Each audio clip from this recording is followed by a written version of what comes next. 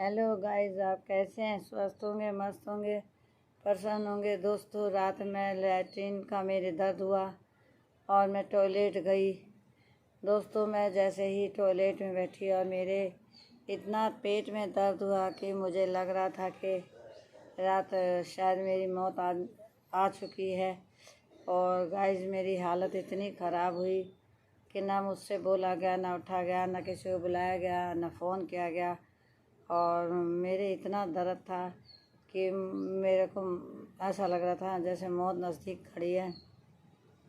और ठंडे ठंडे पसीने मेरे को आए, शायद जैसे बोलते हैं कि साइलेंट अटैक जिसे बोलते हैं, शायद कुछ इस टाइप का मुझे दर्द हुआ, बहुत ज़्यादा हुआ और मेरे से उठा नहीं गया। फिर मैंने अपने दामाद को बुलाया।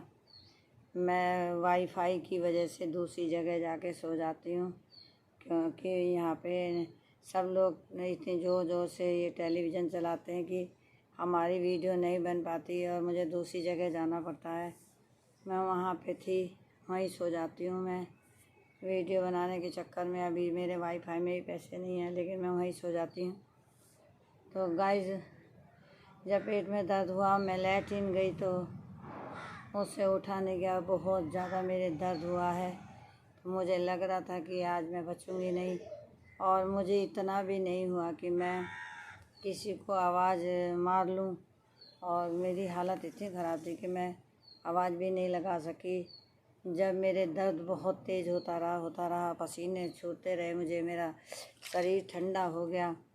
मैं टॉयलेट में बैठी थी, उसमें बैठी रह गई। फिर थोड़ा सा मेरे पेन कम हुआ तो मैंने लैट्रिन में से उठ के अपने दामाद को फ़ोन करा। फिर मेरे दामाद आए और मुझे अपने घर लेके गए।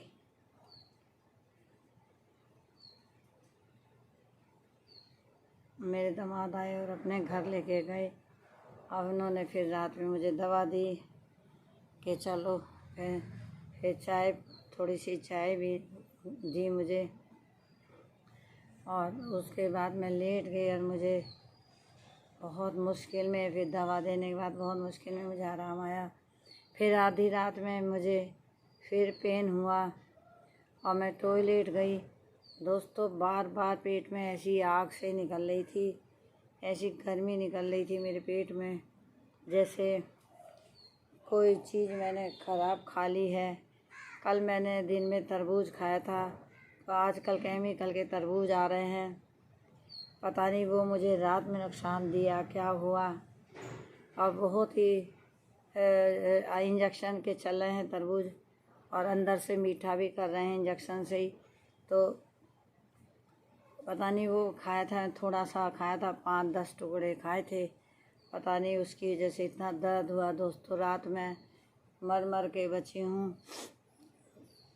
जैसे अटैक सा आता, इस तरह हल्का सा अटैक टाइप सा मेरे से उठा नहीं जा रहा। परंतु मैं उठ के मैंने सोचा एक छोटा सा ब्लॉग बना के डाल दूँ, ताकि शाम तक का किसने देखा कि मेरी तबीयत बचेगी या नहीं बचेगी। मैं बचूंगी नहीं। दोस्तों, फिर रात में मेरी बेटी तो सो चुकी थी, क्योंकि वो तो सो जाती है और सुबह को वो स्कूल जाती है, क्योंकि वो स्कूल में नौकरी करती है। दोस्तों, सरकारी नौकरी तो अब किसी को मिलती नहीं है। मैंने योगी जी से, मोदी जी से भी अब की बार मेरे पास लखनऊ से फ़ोन आया था कि आप मोदी जी से कुछ कहना चाहती हैं। तो मैंने मोदी जी को एक ही बात कही थी कि आप जो स्टाफ नर्स की लड़कियां, जिन्होंने लड़कों ने डॉक्टरी कर रखी है, अगर आप उन्हें जॉब नहीं दे सकते तो कम से कम आप उन्हें प्राइवेट क्लिनिक खोलने की अथॉरिटी दें, पावर दें। तो मैं पूछा था, मैंने कह भी दिया। अब हम लोग, मेरी बेटी दुकान भी नहीं खोल सकती, क्लिनिक भी नहीं खोल सकती, क्योंकि स्टाफ नर्स को अपनी क्लिनिक खोलने का पावर नहीं है। और आजकल तो झोले छाप भी गांव में इतने बैठे हैं, सब पैसा बढ़िया कमा रहे हैं, परंतु इज्जतदार आदमी का मरना है, हम नहीं कमा सकते। क्योंकि अगर कल को कुछ हो गया तो हमारे घर भी बिक जाएंगे। तो रात में वो बेचारी मैं आई थी तो वो सो रही थी, थक के सो रही थी। 20 किलोमीटर दूर तक जाती है वो गाड़ी से और आती है। बसें भी, बच्चों की बस भी लग रही है, उसमें चली जाती है और आ जाती है। कभी एक्टिवा से चली जाती है वो। दोस्तों बहुत ज़्यादा रात तकलीफ़ है मुझे हुई है। आप लोग मेरे वीडियो को देखा करें, लाइक करा करें, शेयर करा करें, सब्सक्राइब करा करें। दोस्तों रात मैंने लाइव करा था और लाइव में क्या बताऊं मैं, एक लड़का था, व्यक्ति था, अब दिखता तो है नहीं, उसका नाम संजय नाम था उसका, और वो इतना बदतमीज़ टाइप का था कि मेरी लाइव में आते ही उसने इतने गंदे गंदे शब्दों का इस्तेमाल किया, लेकिन मैंने उसके एक भी शब्द का इस्तेमाल नहीं करा। और लाइव बंद करते समय बस इतना ही मैंने कहा, भाई तेरे भी माँ बहनें होंगी ना, जा। और इतने जब तक लाइव में रहा वो यूँ कह रहा था, तू ना यूट्यूब चलाना बंद कर दे, तेरे जैसी औरत का यूट्यूब पे आना बेकार है, जब तू गलत काम नहीं कर सकती तो यूट्यूब छोड़ दे। इतने गंदे गंदे शब्दों का इस्तेमाल।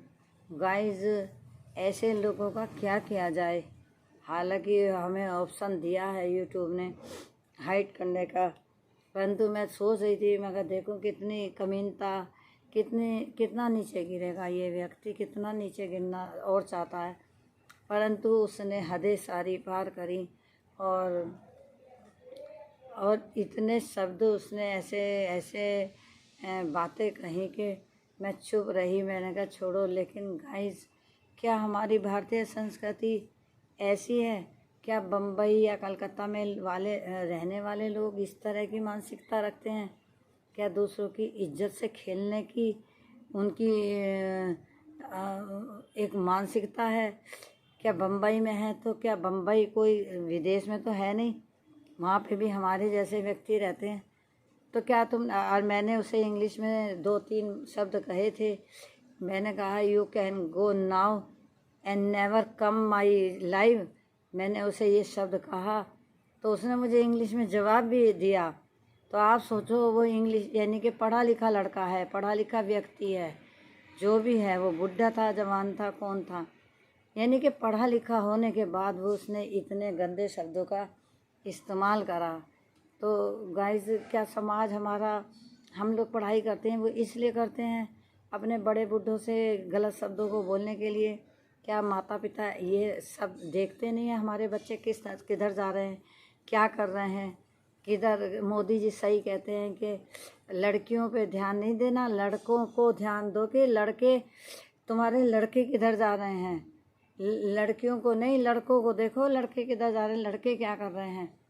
तो गाइस रात बहुत दुख हुआ मुझे उनकी बातों का।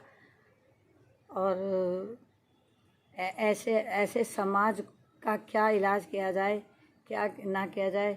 दोस्तों अगर आपको मेरी वीडियो अच्छी लगी हो तो लाइक शेयर ज़रूर करना, सब्सक्राइब करना बिल्कुल ना भूलना।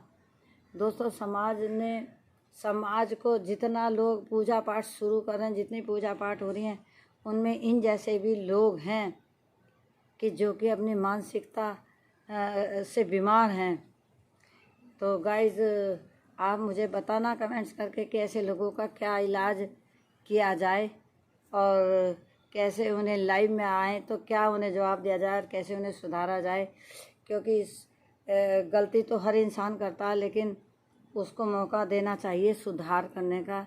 तो दोस्तों मैं अपनी वीडियो को यहीं समाप्त करती हूँ। आप मेरी वीडियो को लाइक करें, शेयर करें, सब्सक्राइब करना